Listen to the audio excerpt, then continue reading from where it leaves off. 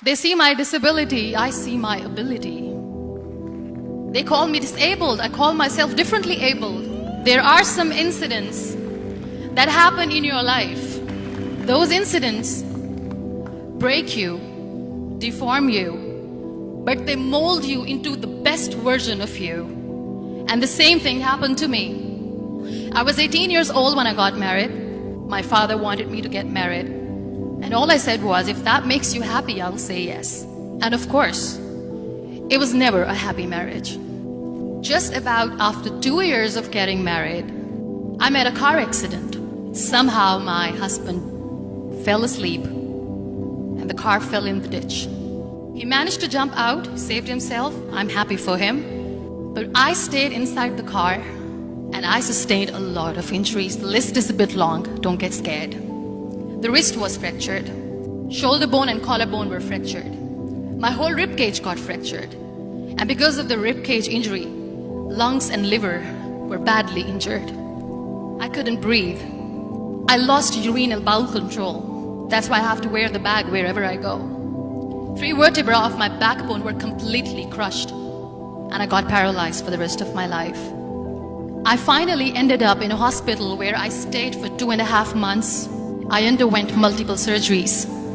One day, doctor came to me and he said, well, I heard that you wanted to be an artist, but you ended up being a housewife. I have a bad news for you. You won't be able to paint again because your wrist and your arm are so deformed, you won't be able to hold a pen again. Next day, doctor came to me and said, your spine injury is so bad, you won't be able to walk again. Because of your spine injury and the fixation that you have in your back, you won't be able to give birth to a child again.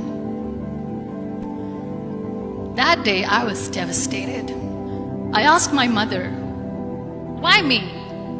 And that is where I started to question my existence. Why am I even alive? And that is where I realized that the words have the power to heal the soul. My mother said to me, this too shall pass. God has a greater plan for you. I don't know what it is, but He surely has. And in all that distress and grief, somehow or the other, those words were so magical that they kept me going. One day I asked my brothers, I know I have a deformed hand, but I'm tired of looking at these white walls in the hospital and wearing these white scrubs. I'm getting tired of this. I want to add more colors to my life. I want to do something. Bring me some colors, bring me some small canvas. I want to paint. So the very first painting I made was on my deathbed, where I painted for the very first time. It was not just an art piece or just my passion. It was my therapy. And then I was discharged and I went back home. And I went back home and I realized that I have developed a lot of pressure ulcers on my back and on my hip bone. I was unable to sit. There were a lot of infections in my body, a lot of allergies. So doctors wanted me to lie down on the bed straight for not 6 months, for not 1 year, for 2 years. I was bedridden, confined in that one room, looking outside the window, listening to the birds chirping and thinking maybe there will be a time when we'll be going out with the family and enjoying the nature. That was the time where I realized how lucky people are. That is the time where I realized that the day I'm going to sit, I'm going to share this pain with everyone to make them realize how blessed they are, and they don't even consider them lucky.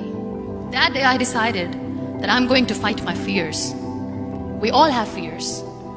Fear of unknown, fear of losing people, fear of losing health, money. We want to excel in career, we want to become famous, we want to get money. We are scared all the time. So I wrote down one by one all those fears. And I decided that I'm going to overcome these fears one at a time. You know what was my biggest fear? Divorce. I was trying to cling on to this person who didn't want me anymore, but I said no. I have to make it work. But the day I decided that this is nothing but my fear, I liberated myself by setting him free.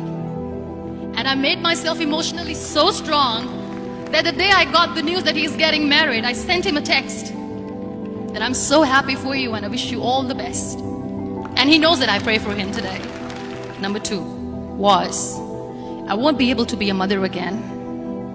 And that was quite devastating for me. But then I realized there are so many children in the world, all they want is acceptance. So there is no point of crying, just go and adopt one. And that's what I did. People think that they will not be accepted by the people because we, in the world of perfect people, are imperfects. So I decided that instead of starting an NGO for disability awareness, which I know will not help anyone, I started to appear more in public. I started to paint.